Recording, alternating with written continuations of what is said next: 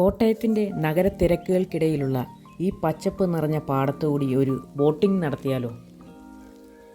വളരെ രസകരമായിരിക്കുമല്ലേ? എന്നാൽ ആ ഒരു പദ്ധതിക്ക്, വളരെ മികച്ച ഒരു പദ്ധതിക്ക് തുടക്കമായിരിക്കുന്നു.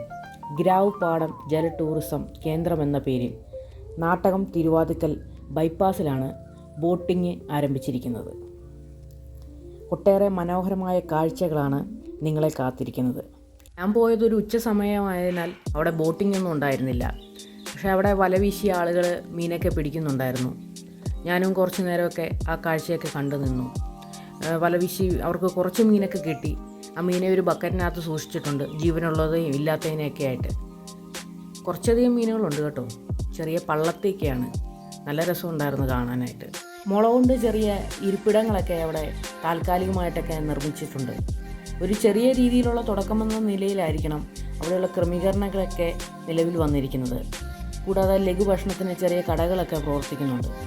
ഞാൻ ആ കടയിൽ കയറി അവിടെ നിന്നൊരു നാരങ്ങാവെള്ളമൊക്കെ വാങ്ങി കുടിച്ചു. കുറച്ചു നേരം ആ കാഴ്ചകളൊക്കെ കണ്ടു നിന്നു. വളരെ എളുപ്പം പോകാവുന്ന ഒരു വഴിയെന്ന നിലയിൽ നിരവധി വാഹനങ്ങൾ അതുവഴി കടന്നു പോകുന്നുണ്ട്.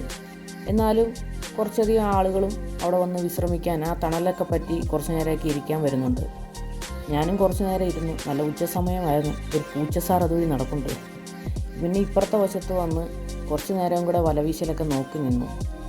ഇതുപോലെ ചീറിപ്പാഞ്ഞൊക്കെ വണ്ടി വരുന്നുണ്ട്, അതും കൂടെ ശ്രദ്ധിക്കണം കേട്ടോ. വഴിയുടെ ഇരുവശങ്ങളിലും മരങ്ങളൊക്കെ വെച്ച് പിടിപ്പിച്ചിട്ടുണ്ട്. നമുക്ക് നല്ല തണലൊക്കെ ലഭിക്കും. നല്ലൊരു കാഴ്ചയാണ്. വൈകുന്നേരങ്ങളിൽ നടക്കാൻ ഇറങ്ങാൻ പറ്റിയ നല്ലൊരു സ്ഥലവും കൂടിയാണ്. എല്ലാവരും വരൂ, കാഴ്ചകൾ കാണൂ, ആസ്വദിക്കൂ.